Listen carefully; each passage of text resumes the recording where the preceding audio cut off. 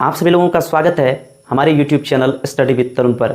आज से हम लोग एक नई सीरीज की शुरुआत कर रहे हैं और यह सीरीज का नाम होगा नई शिक्षा नीति 2020 एक झलक, न्यू एजुकेशन पॉलिसी 2020 एक झलक। इस नाम से हमारा यह सीरीज चलेगा और यह सीरीज कई एपिसोड में, कई भागों में बटा हुआ होगा। हमारा यह एपिसोड जो है मुख्य रूप से इस उद्देश्य से चलाया जाएगा कि चूँकि देखिए हमारे समाज में, हमारे देश में विडंबना इस बात की है कि जो लोग बोलते हैं किसी भी चीज़ के बारे में, कोई किसी भी मुद्दे के बारे में कोई भी लोग बोलते हैं, तो उन बोलने वाले संख्या में से 99% लोग को ये पता नहीं होता है कि एक्चुअली में वो चीज़ है क्या। वो बस हवा हवाई बात करते हैं या सुनी सुनाई बात करते हैं। इसलिए हमने यह सोचा कि क्यों ना लोगों तक इस नई शिक्षा नीति 2020, जिसे राष्ट्रीय शिक्षा नीति 2020 के नाम से भी जाना जाता है, उनका समग्र विश्लेषण किया जाए। हम अपने अंतर्दृष्टि से इनका विश्लेषण करेंगे और इस पॉलिसी के तहत, इस नीति के तहत कौन कौन सी चीज़ें हैं उसको आपके सामने रखने का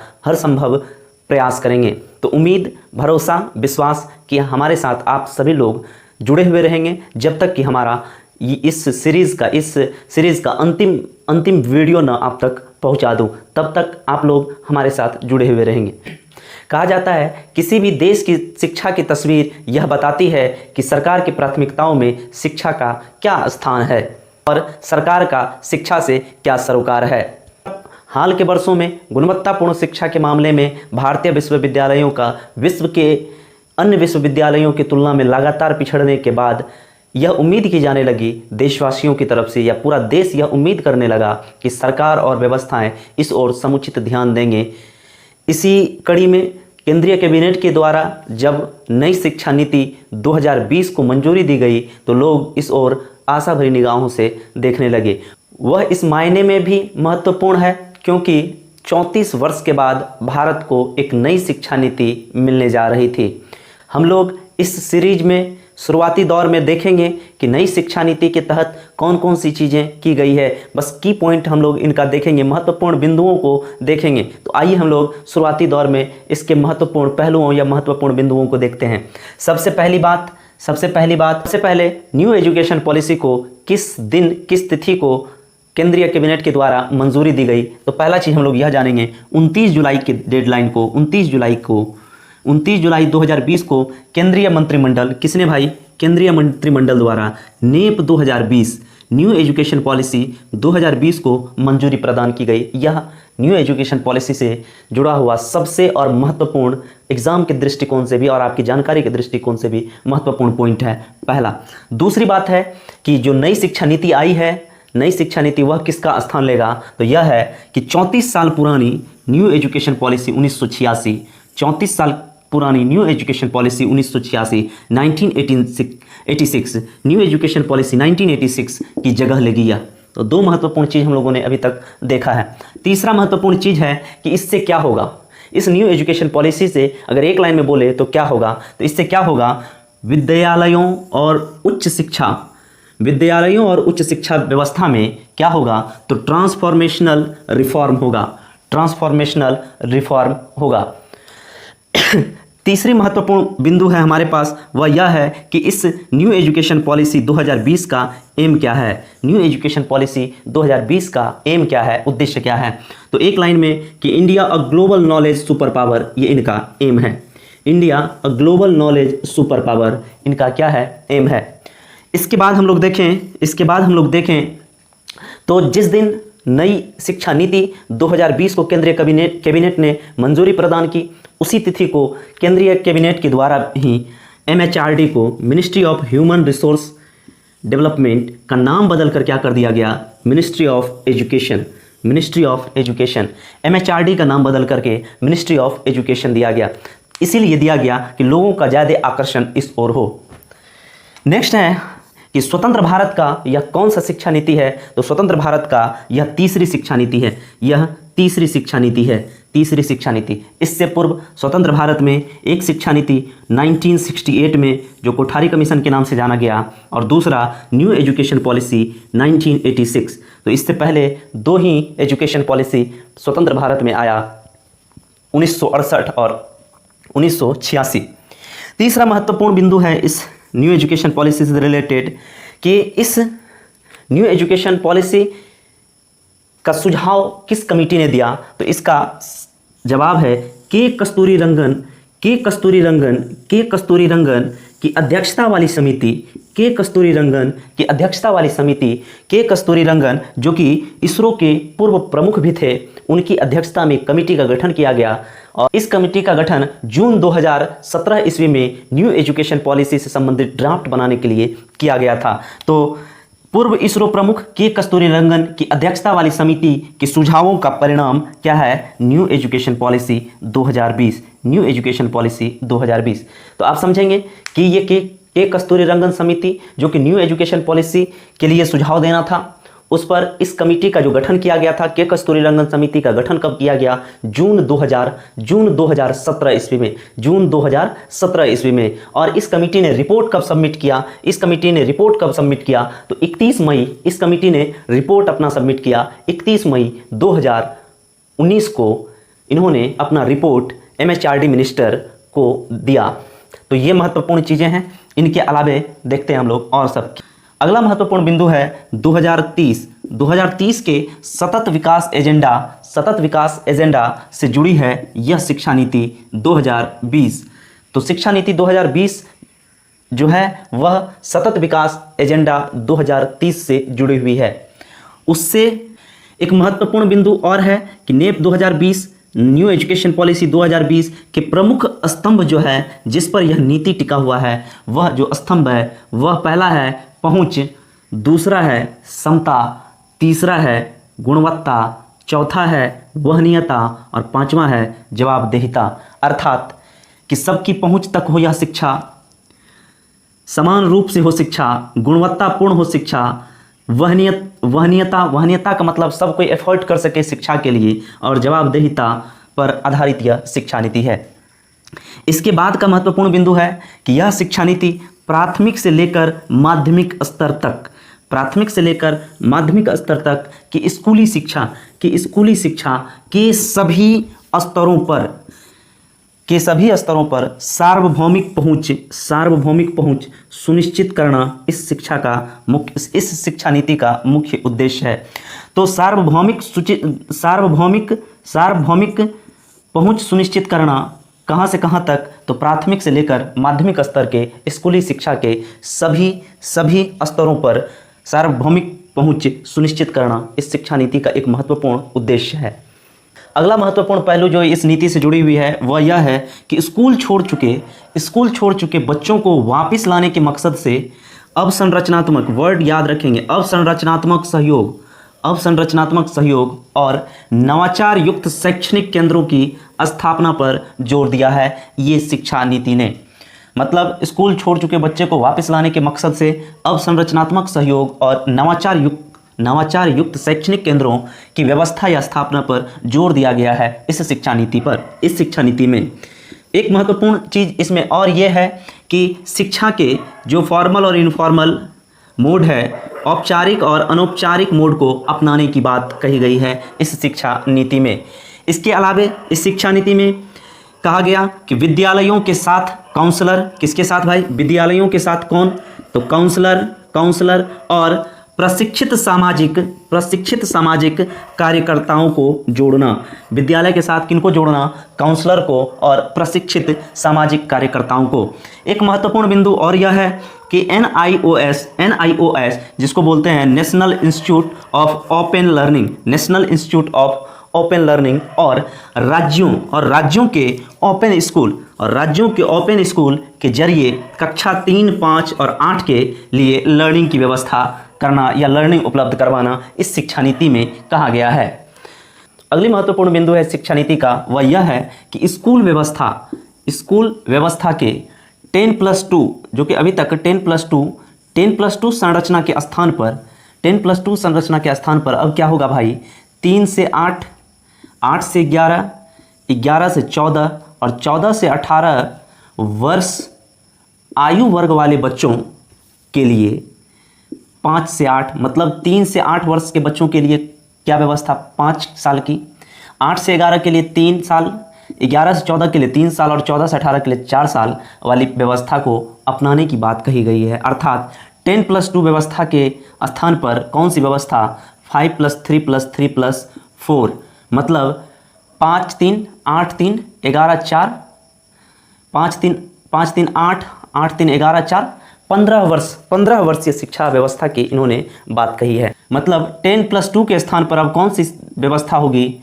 वह होगी 5 + 3 + 3 + 4 5 + 3 + 3 + 4 ये वाली व्यवस्था को अपनाने की बात कही है इस शिक्षा नीति ने। अगला महत्वपूर्ण बात है वह यह है कि नई व्यवस्था में 12 साल की स्कूली शिक्षा, 12 साल की मुख्य रूप से स्कूली शिक्षा होगी और इसके तहत 3 साल की आंगनबाड़ी या प्री स्कूलिंग शिक्षा भी दी जाएगी। मतलब कि 12 साल की तो स्कूली शिक्षा रहेगी ही, लेकिन 3 साल की इसके अलावे भी 3 साल की आंगनबाड़ी और प्री स्कूलिंग शिक्षा में शामिल होंगे बच्चे। कहने का यह तात्पर्य है कि 3 साल की आंगनबाड़ी या प्री स्कूलिंग शिक्षा के बाद ही बच्चे पहला क्लास, दूसरा क्लास, तीसरा क्लास में प्रवेश ले सकेंगे। इसके बाद महत्वपूर्ण पहलू है इसका कि स्कूल छोड़ चुके लगभग 2 करोड़ बच्चे, कितने बच्चे भाई? लगभग 2 करोड़ बच्चों को मुख्य धारा में लाना इस शिक्षा नीति का मुख्य लक्ष्य है। इसके बाद एनसीईआरटी जो है, एनसीईआरटी 8 वर्ष तक की उम्र, कितने वर्ष? तो 8 वर्ष तक की उम्र के बच्चों के लिए क्या विकसित करेगा भाई? एनसीपीएफईसीसीई अर्थात national curricular and pedagogical framework. क्या चीज़ भाई? National curricular and pedagogical framework किसके लिए? For early childhood care and education, इसको विकसित करने की बात कही गई है इस शिक्षा नीति में। इसके बाद महत्वपूर्ण पहलू है इसका कि फाउंडेशनल लिटरेसी, कौन सी लिटरेसी? फाउंडेशनल लिटरेसी, और एक टर्म है न्यूमेरेसी। फाउंडेशनल लिटरेसी और न्यूमेरेसी को महत्व देने के मद्देनज़र national mission on foundational literacy and numeracy स्थापित किया जाएगा। किसके लिए? एक इंस्टीट्यूट, मतलब कहने का है यहाँ पर कि एक इंस्टीट्यूट की स्थापना की जाएगी। उनका नाम क्या होगा? National mission on foundational literacy and numeracy. किसके लिए किया जाएगा? तो फाउंडेशनल लिटरेसी और न्यूमेरेसी को महत्व देने के लिए। इसके बाद हम लोग देखते हैं कि इस शिक्षा नीति के तहत और कौन कौन सी बातें कही गई। अगला बिंदु है इस शिक्षा नीति का, वह यह है कि सभी विद्यार्थियों को ग्रेड 3, 5 और 8 में, ग्रेड 3, 5 और 8 में स्कूल एग्जामिनेशन, ग्रेड 3, 5 और 8 में स्कूल एग्जामिनेशन में बैठने की जिक्र है। और इसके साथ साथ 10th और 12th की बोर्ड परीक्षाएं जो है पहले की तरह आयोजित होगी। नेक्स्ट जो इसका महत्वपूर्ण पॉइंट है वह यह है कि स्टैंडर्ड सेटिंग निकाय के तौर पर नेशनल असेसमेंट सेंटर परख की स्थापना की जाएगी। तो परख की स्थापना किसके लिए होगी? तो स्टैंडर्ड सेटिंग निकाय के तौर पर। ये परख क्या है? तो परख का फुल फॉर्म देखिए, performance assessment review and analysis of knowledge for holistic development इनकी स्थापना की जाएगी। तो परख की स्थापना स्टैंडर्ड सेटिंग निकाय के तौर पर। उसके बाद है कि इस नीति में यह कहा गया कि गैर लाभान्वित क्षेत्रों और समूहों के लिए जेंडर इंक्लूजन फंड और स्पेशल एजुकेशन जोन की स्थापना की चर्चा की गई है। तो जेंडर इंक्लूजन फंड और स्पेशल एजुकेशन जोन की स्थापना किनके लिए? तो गैर लाभान्वित क्षेत्रों और समूहों के लिए। उसके बाद महत्वपूर्ण पहलू है इसका कि वोकेशनल एजुकेशन, कौन सा एजुकेशन? वोकेशनल एजुकेशन सहित उच्च शिक्षा में ग्रॉस इनरोलमेंट रेशियो को 2008 के 26.3% 26.3% से बढ़ाकर 2035 तक 50% करना है। 50% करना है। ये ग्रॉस इनरोलमेंट रेशियो क्या होता है इस बात को समझेंगे। जैसे कि वोकेशनल एजुकेशन लेने वाले बच्चे या उच्च शिक्षा लेने वाले बच्चे की संख्या अगर हमारे देश में 100 है तो उस 100 में से अभी के टाइम में मात्र 26.3% अर्थात 26.3 बच्चे ही वोकेशनल एजुकेशन ले पा रहे हैं या उच्च शिक्षा ले पा रहे हैं। इसको बढ़ाने की बात कही गई है कब तक, 2035 तक, कि इस ग्रॉस इनरोलमेंट रेशियो को हम 50 कर देंगे अर्थात 50% कर देंगे। इसके बाद महत्वपूर्ण पहलू है इसका कि उच्च शिक्षा संस्थाओं में 3.5 करोड़ नई सीटें जोड़ी जाएगी। ये बहुत महत्वपूर्ण पहलू है इस पॉलिसी की। इसके बाद है कि IITs और IIMs की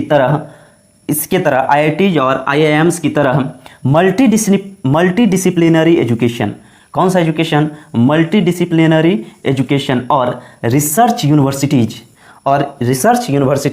अर्थात मेरूज की स्थापना इस नीति के तहत करने की बात कही गई है। इसके अलावे भी और सब पहलू है, आइए हम लोग उनको भी देखते हैं। तो उच्च शिक्षा के स्तर पर शोध संस्कृति और शोध क्षमता निर्मित करने के लिए एक संगठन, एक संस्था की स्थापना की बात कही गई है, जिसका नाम क्या होगा, राष्ट्रीय शोध फाउंडेशन, नेशनल रिसर्च फाउंडेशन। इसके गठन की बात कही गई है। उसके बाद जो एक पॉइंट है वह यह है, पूर्ण उच्च शिक्षा के लिए भारत का उच्चतर शिक्षा आयोग। यहाँ देखिए एक संस्था निर्मित करने की बात हो रही है, इसका नाम क्या है, उच्चतर शिक्षा आयोग। तो उच्चतर शिक्षा आयोग सर्वोच्च निकाय होगा, सर्वोच्च सुप्रीम बॉडी होगा। ये किसके लिए, तो संपूर्ण उच्च शिक्षा को रेगुलेट करने के लिए, संपूर्ण उच्च शिक्षा के लिए भारत का सर्वोच्च निकाय क्या होगा, तो उच्चतर शिक्षा आयोग। इसमें उच्चतर शिक्षा आयोग में शामिल क्या नहीं होंगे, मेडिकल और लीगल एजुकेशन इस उच्चतर शिक्षा में शामिल नहीं होंगे। उसके बाद है कि डिजिटल लर्निंग के मद्देनज़र नेशनल एजुकेशनल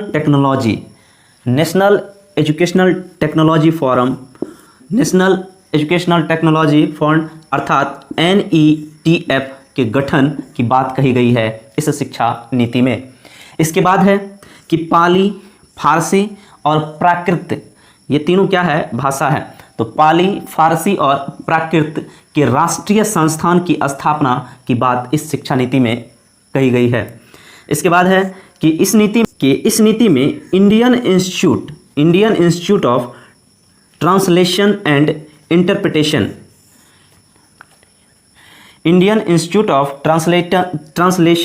इंटरप्रिटेशन की स्थापना की सिफारिश की गई है। इसके बाद है कि इस नीति में लक्ष्य रखा गया है 100% युवा और वयस्क साक्षरता।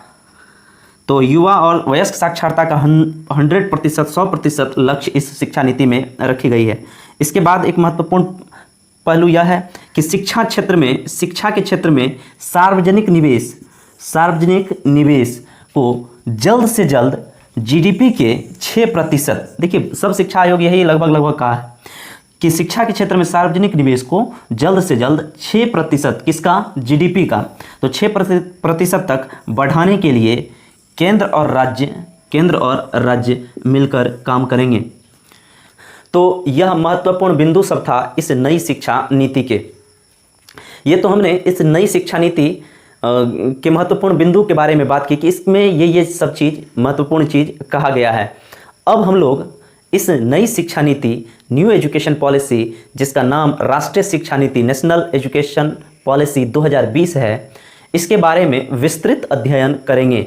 हम आपको बता दें यहाँ पर कि इस नई शिक्षा नीति में कुल, अगर हम इसके नई शिक्षा नीति जो कुल कितने पेज में है, सबसे पहले इसकी अगर बात करें तो हिंदी वर्जन जो इसका है, तो हिंदी वर्जन में कुल 107 पेज है और इंग्लिश वर्जन में कुल 67 पेज है। हम लोग इनके बारे में पूरा विस्तृत अध्ययन करेंगे कि ये जो नई शिक्षा नीति है वह कुल मिलाकर के 4 पार्ट में बटी हुई है, 4 भाग में बटी हुई है और कुल 27 चैप्टर है इसके अंतर्गत। तो कुल 4 पार्ट और 27 चैप्टर, इसके तहत कहाँ पर क्या बात कही गई है, हम लोग एक एक करके प्रत्येक भाग में और प्रत्येक चैप्टर में क्या कही गई है उनके बारे में बारीकी से अध्ययन करेंगे। आज का क्लास हम लोग यहीं पर ख़त्म करते हैं। आप लोग से उम्मीद है कि आप हमारे साथ बने रहिए। हम नई शिक्षा नीति के हर एक पहलू पर नज़र डालेंगे और इसका अपने अंतर्दृष्टि से विश्लेषण भी करने का प्रयास करेंगे। सबसे पहले आप वीडियो को लाइक कर देंगे, सब्सक्राइब भी कर देंगे और नए वीडियो तक आप इंतज़ार करेंगे। धन्यवाद।